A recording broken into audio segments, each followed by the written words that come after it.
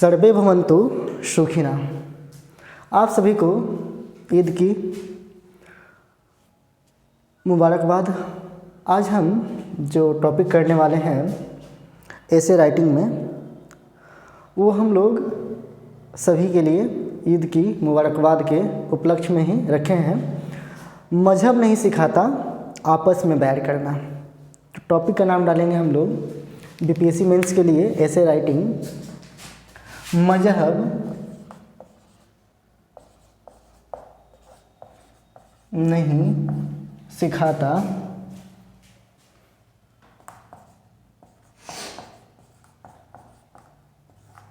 आपस में बैर करना।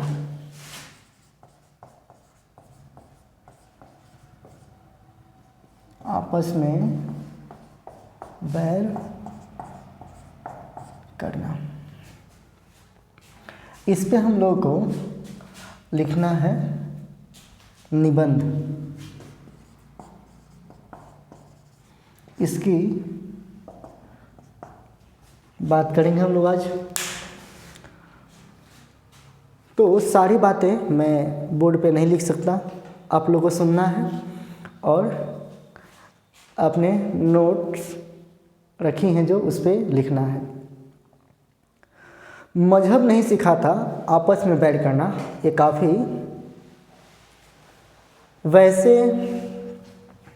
कंट्री जहाँ पे सभी संप्रदाय के लोग रहते हैं, जैसे इंडिया एक धर्मनिरपेक्ष कंट्री है, देश है।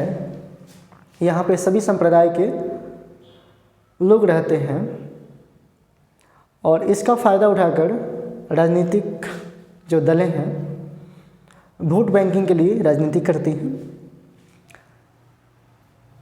इन सब से बचने के लिए यहाँ की जनता को जागरूक होना पड़ेगा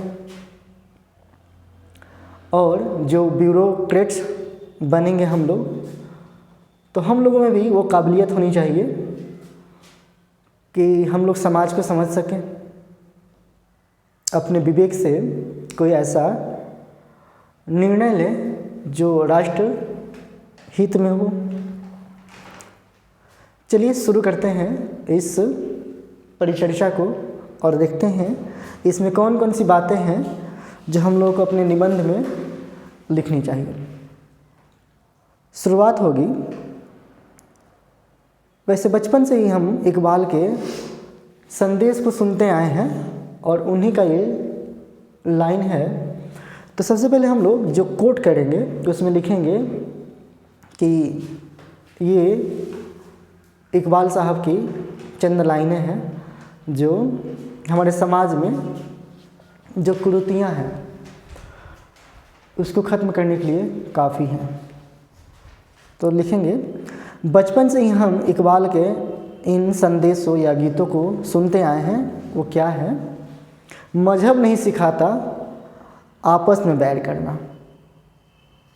इतना लिखने के बाद लिखेंगे, जो कि सभी धर्मों मजहबों की एक उदार और सहिष्णु छवि को बताता है। यहाँ जो शब्द है, जैसे उदार शब्द की बात की जाए या सहिष्णु शब्द की बात की जाए, तो इन दोनों मतलब शब्दों को समझेंगे हम लोग। उदार मतलब होता है काइंडनेस, व्यक्ति में काइंडनेस होना। वहीं सहिष्णु छवि का मतलब होता है जिसमें सारी चीज़ें कंबाइंड हो, है ना, धर्मनिरपेक्ष जैसा बताता है तथा यह दर्शाता है कि धर्म समाजों के मध्य परस्पर भाईचारे व प्रेम को बढ़ाता है। यानी जो भी धर्म होता है उसकी महत्ता क्या होती है? तो उसकी महत्ता ये होती है कि वो भाईचारे व प्रेम को बढ़ावा देता है उस समाज में। इन बातों को लिख लेंगे हम लोग। और आप सभी की जो लैंग्वेज होनी चाहिए, आपकी अपनी लैंग्वेज होनी चाहिए। जब हम लोग किसी का कॉपी करते हैं तो ये कॉपी मार्केट में ऑलरेडी बहुत सारा हो चुका होता है हूबहू लिखेंगे हम लोग तो एग्जामिनर पे इसका पॉजिटिव इम्पैक्ट नहीं पड़ेगा। इसलिए आप जब भी निबंध लिखें तो उसमें इन बातों का ध्यान रखें।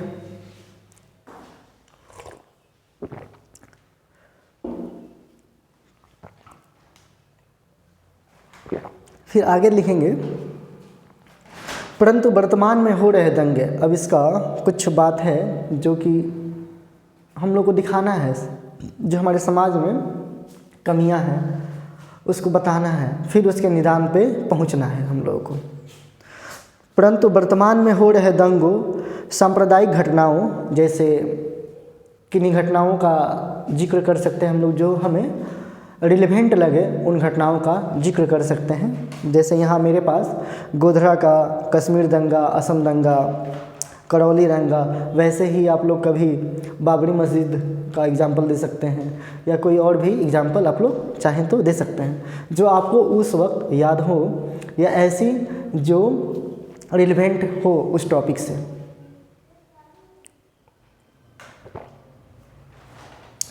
आतंकवादी हमलों, जैसे कि अमेरिका का ट्विन टावर पे जो हमला हुआ था उसको दे सकते हैं। न्यूजीलैंड में हमला हुआ था, मुंबई के ताज होटल पे जो हमला हुआ था उसको दे सकते हैं, या अभी जो पैलेस्टीन इजराइल का जो कॉन्फ्लिक्ट था उसको दे सकते हैं। यूक्रेन में जो दंगा हुआ वो भी कहीं ना कहीं अतिवादी का सूचक है, तो उसको भी आप लोग कोट कर सकते हैं यहाँ पे। तो इन सब को देख करके प्रायः यही तंज कसा जाता है कि मजहब ही सिखाता है आपस में बैठ करना। तो यहाँ पे मजहबी बातों को भी कोट कर सकते हैं कि हाँ, कहीं ना कहीं इससे भी क्या हुआ है, हमारे समाज में अंतर आया है।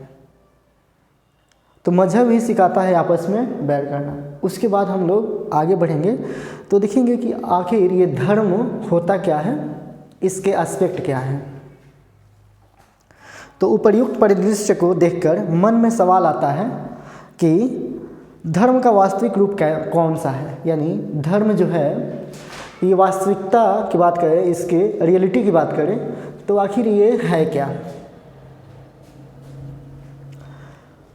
यह समाज में क्या भूमिका निभाता है और समाज में धर्म का होना आवश्यक क्यों है, क्या इससे कुछ खतरे भी उत्पन्न हुए हैं। तो ये सभी सवाल हम लोग के मन में हैं जो उसको वहाँ पे लिखने हैं, ताकि इन सवालों के जवाब हम लोग अपने बौद्धिक क्षमता से दे सकें। इन सवालों का जवाब जब हम निबंध में ढूंढेंगे तो हम लोग का निबंध जो है एक अच्छा निबंध बन करके तैयार होगा। तो यहाँ मजहब को सबसे पहले हम लोग समझते हैं कि मजहब होता क्या है। मजहब का अर्थ होता है धर्म, मत या संप्रदाय।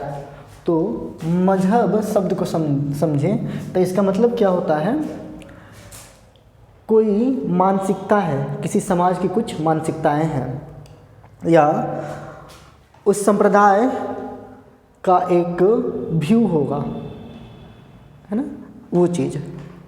तो मजहब का मतलब है धर्म या मत, किसी संप्रदाय का, ये किसी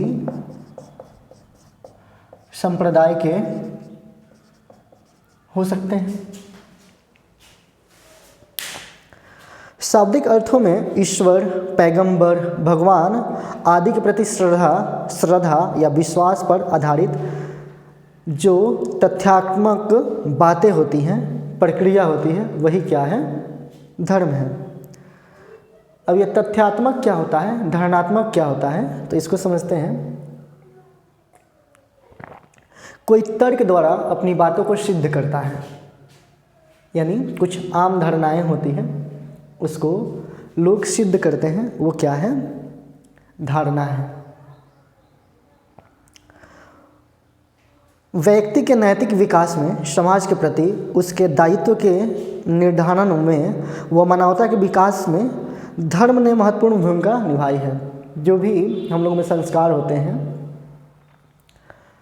वे कहीं ना कहीं उस समाज की देन होती है। और ये हर व्यक्ति के लिए ज़रूरी है कि उसका समाज बहुत ही अच्छा हो, जिससे कि वो ऐसे एटमॉस्फेयर में रहने के लिए मजबूर ना हो जहाँ उसे कुछ हासिल ना है। उसने उन मानदंडों कसौटियों को तय किया जिसके तहत मनुष्य को सभ्य बनाया जा सके। यानी रिजल्ट क्या होना चाहिए किसी भी बात के लिए, एक जो रिस्पॉन्सिबल व्यक्ति होता है वो कुछ आउटपुट चाहता है अपने समाज में, यानी कुछ परिवर्तन चाहता है, और परिवर्तन ऐसा चाहता है जो पहले है उससे अच्छा हो। जैसे हर गार्जियन चाहते हैं कि उनके बच्चे पढ़े लिखें, तो उनका मंतव्य क्या होता है जी, मंतव्य ये होता है कि उनके बच्चे उनसे अच्छे बने, और इस कारण से वे अपने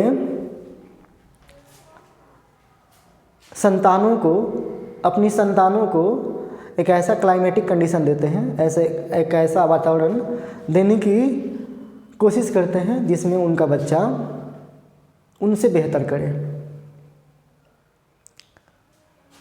उदाहरण के तौर पे सभी धर्मों में समानता, जीव मात्र के प्रति दया, बंधुत्व आदि की बातें की जाती हैं।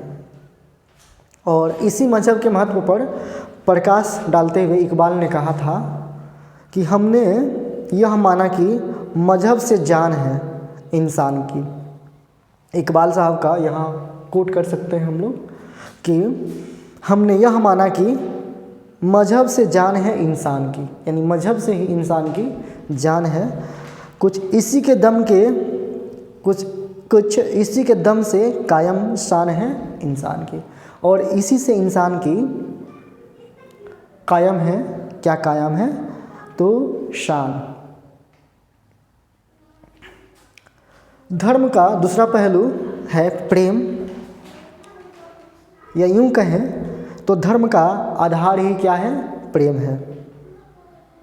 जिस धर्म में प्रेम शब्द नहीं है उस धर्म का कोई औचित्य नहीं है। तो ये सभी बातें आप लोग उसमें लिखेंगे। सूफी संतों ने संसारिक प्रेम व ईश्वर प्रेम में कोई अंतर नहीं माना। अगर आप किसी व्यक्ति मात्र से प्रेम करते हैं या आप किसी भी ईश्वर की आराधना करते हैं, दोनों एक समान हैं। दोनों में ही जीव हत्या की दोष रहित होती है। भक्ति परंपरा के कवियों ने भी प्रेम को ही भक्ति माना है, और सभी धर्मों को मूल रूप से देखने पर हम पाएंगे कि कोई ऐसा धर्म नहीं है जो दुश्मनी या वैर को महत्व देता हो। तो दुनिया में कोई ऐसा धर्म नहीं हो, कोई ऐसा धर्म हो जो वैर या दुश्मनी को बढ़ावा देता हो, कोई ऐसा धर्म नहीं है। आदिम काल से वर्तमान तक के सफ़र में धर्म ने प्रेम व सद्भावना का विकास किया है, और इसी संदर्भ में कबीर का भी मत है कि जो प्रेम नहीं कर सकता वह धार्मिक नहीं हो सकता। और उन्हीं के अनुसार, यानी कबीर जी के अनुसार, यह तो घर है प्रेम का, यहाँ कोट कर सकते हैं, यह तो घर है प्रेम का, खाला का घर नाही। यह तो घर है प्रेम का, खाला का घर नाही। शीश उतारे भूई धरे, शीश उतारे भूई धरे, तब बैठे घर माही। इसको एक दो बार आप लोग सुनिएगा तो क्लियर हो जाएगा। आप लोग गूगल भी कर सकते हैं, है ना। तो यह तो घर है प्रेम का, खाला का घर नाही। शीश उतारे भूई धरे, तब बैठे घर माही। इसी तरह धर्म बैर को नहीं अपितु परस्पर प्रेम को बढ़ाता है। समाज में प्रेम बढ़ाने, सहिष्णुता बनाए रखने व विविधता को सुरक्षित रखने के लिए धर्म आवश्यक है, क्योंकि यही सरल अर्थों में मनुष्य को दिशा निर्देश देता है। तो सही मायने में बात की जाए धर्म की, तो ये कहीं ना कहीं हम लोग को गाइड करता है आगे बढ़ने में। इन्हीं निर्देशों से प्रेरित होकर धार्मिक व्यक्ति सभी प्राणियों में उसी ईश्वर का निवास देखता है, इसलिए किसी से बैर न रखकर वह सभी से ही प्रेम करता है। और तुलसीदास जी की शब्दों में कहें तो वे कहते हैं, सिया राम मैं सब जग जानी, सिया राम मैं सब जग जानी, करहूँ प्रणाम जोड़ी जग पानी। तो सिया राम मैं सब जग जानी, करहूँ प्रणाम जोड़ी जग पानी। तो हमने उपयुक्त विश्लेषण में यह देखा है कि धर्म का महत्व, उसकी भूमिका व आवश्यकता क्यों है, इस बात को जाना है, क्योंकि ये मानव विशेष को गाइडलाइन देता है। परंतु हर एक सिक्के के दो पहलू होते हैं। हमें आज धर्म के नाम पर होने वाले सांप्रदायिक घटनाओं, दंगों, आतंकवाद, इन सब को हम लोग अनदेखा नहीं कर सकते हैं। इस बात का जिक्र होना चाहिए उसमें। और तो और देश का विभाजन भी धर्म के आधार पर हुआ। जब हम लोग देश की, अपने देश इंडिया भारत की बात करें तो 1947 में जब विभाजन होता है तो वो भी कहीं ना कहीं धर्म से संबंधित था। तो ये बहुत अच्छी बात नहीं थी, क्योंकि हम लोग अगर प्रेम करते हैं सभी मानव मात्र से तो ऐसा क्यों है।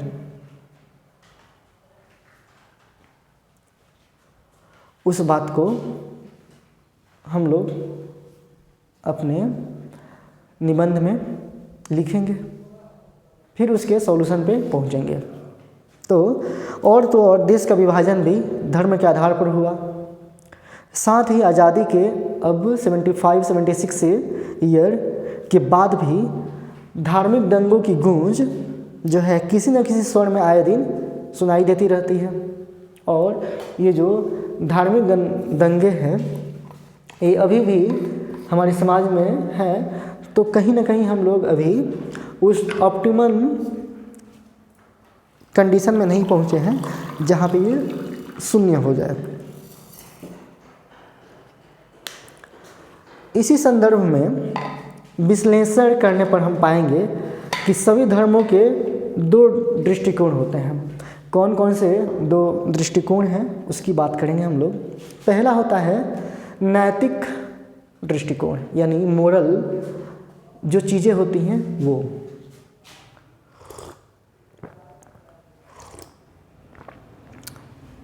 तो पहला नैतिक दृष्टिकोण, और दूसरी बात है वर्तमान यानी प्रेजेंट में जो चीज़ें चल रही हैं उसके अकॉर्डिंग। तो हर धर्म का दो दृष्टिकोण है, पहला नैतिक और दूसरा वर्तमान के परिप्रेक्ष्य में। धर्म का नैतिक दृष्टिकोण सभी धर्मों में परस्पर प्रेम, शांति, सद्भावना, सहयोग जैसे मूल्यों का समावेश करता है। तो नैतिक दृष्टिकोण की बात करें हम लोग तो इसमें क्या क्या पाएंगे हम लोग। सभी में एक समान प्रेम सिंचित हो, यानी सभी में क्या हो, प्रेम की भावना हो, लोगों में शांति हो, लोग एक दूसरे को सद्भावना की दृष्टि से देखें और एक दूसरे के लिए सहयोग की भावना रखें मन में। तो ये जो बातें हैं ये सभी बातें हमारे नैतिक दृष्टिकोण में आती हैं। वहीं अगर बात करें हम लोग वर्तमान स्वरूप का तो इसमें बाह्य दृष्टिकोण जैसे कर्मकांड, अंधविश्वास आदि चीज़ें आती हैं और इसके दुरुपयोग जो होते हैं वही हमारे आज के समाज में फैले हुए हैं। तो इनको कैसे कम से कम हम लोग करें जिससे कि समाज विकास की ओर बढ़े, इन बातों का उल्लेख करेंगे हम लोग।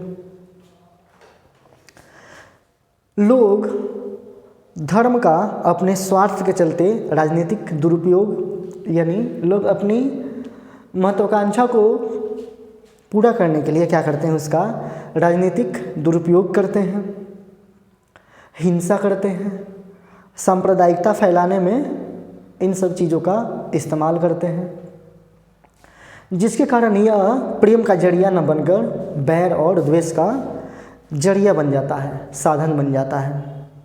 यहाँ कभी धर्म में, यहाँ कमी धर्म में ना होकर उसके दुरुपयोग में है, यानी धर्म तो वही है लेकिन उसके सदुपयोग की जगह पे उसका दुरुपयोग होने लगता है। यही चीज़ें क्या हैं, धर्म में जो है बैर की भावना सिंचित करता है।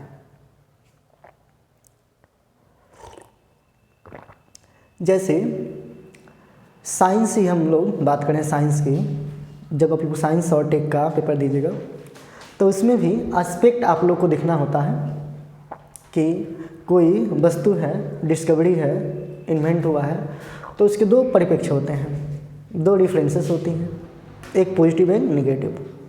तो वैसे ही धर्म का सदुपयोग और दुरुपयोग दोनों हो रहा है समाज में। अब यहाँ पे एक हम लोग कोट डाल सकते हैं, एक जैसी दिखती थी माचिस की तिलियाँ। माचिस की तिलियों में विभेद कर पाना काफ़ी मुश्किल काम है।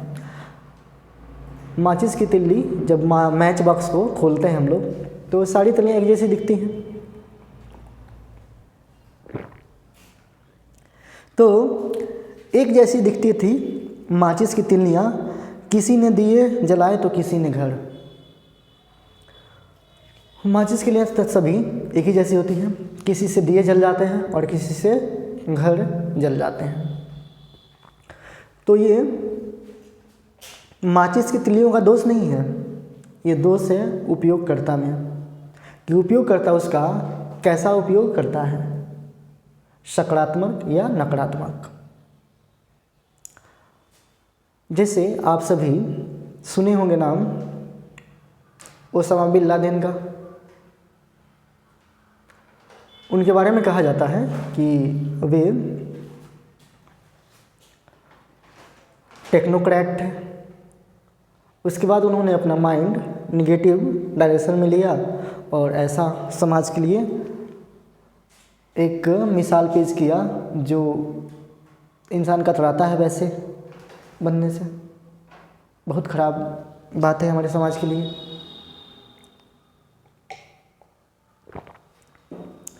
अतः धर्म जो है अफीम का नशा, अतः धर्म अफीम का नशा न बनने, इसके लिए आवश्यक है कि इसका दुरुपयोग न हो, वह धर्म में नैतिकता का समावेशन बना रहे। तो कभी भी धर्म का दुरुपयोग नहीं हो, इसके लिए क्या होना चाहिए, इसमें अच्छी अच्छी बातें आनी चाहिए, ये अफीम की नशा की तरह नहीं हो। जिस तरह आत्मा के शरीर में प्रवेश से मनुष्य की, तो जैसे ही शरीर में आत्मा प्रवेश करती है तो मनुष्य में क्या होता है, स्फूर्ति यानी एनर्जी का संचार होने लगता है। वही नैतिकता युक्त जो धर्म होते हैं वो समाज में प्रेम का संचार करते हैं। तो ये बातें तो अभी भी समाज में हैं, तो हम क्यों नहीं उन चीज़ों को अभी भी इस्तेमाल में लाएं। और इन्हीं सब बातों को स्वामी विवेकानंद जी ने एक कोटेशन में दिया है, उसको हम लोग यहाँ पे कोट कर सकते हैं। धर्म ही हमारे राष्ट्र की जीवन शक्ति, यानी धर्म ही हमारे राष्ट्र की जीवन शक्ति। यह शक्ति जब तक सुरक्षित है, तो धर्म ही हमारे राष्ट्र की जीवन शक्ति है, और यह शक्ति जब तक सुरक्षित है तब तक विश्व का कोई भी शक्ति हमारे राष्ट्र को नष्ट नहीं कर सकती है। धर्म ही हमारे राष्ट्र की जीवन शक्ति है, और यह शक्ति जब तक सुरक्षित है तब तक विश्व की कोई भी शक्ति हमारे राष्ट्र को नष्ट नहीं कर सकती है। तो ये बहुत बड़ी बात है। अच्छाइयाँ और बुराइयाँ हमारे शरीर, हमारे आत्मा, हमारे मन में होती हैं। उनमें से हम लोग अपने आप को किस डायरेक्शन में ले जाना चाहते हैं, किस एनर्जी का उपयोग करते हैं, ये हम पे डिपेंड करता है। ये हमारे समाज पे नहीं, ये उस समाज में रहने वाले व्यक्तियों पे डिपेंड करता है। तो इस तरह से हम लोग निबंध लिखेंगे। हम लोग के पास शब्दों का भंडार होना चाहिए, जिससे कि हमारे निबंध लिखने में कोई परेशानी नहीं हो, फिर हम लोग एक अच्छा निबंध लिख पाएंगे। सो वंस अगेन आप सभी को ईद की मुबारकबाद। आप सबको ईद मुबारक हो। और आप लोग ईद मना रहे हैं तो प्लीज़ मेरी ईदी मुझे दे दीजिएगा, एक लाइक और एक कमेंट के द्वारा। चलिए मिलते हैं अगले वीडियो में हम लोग।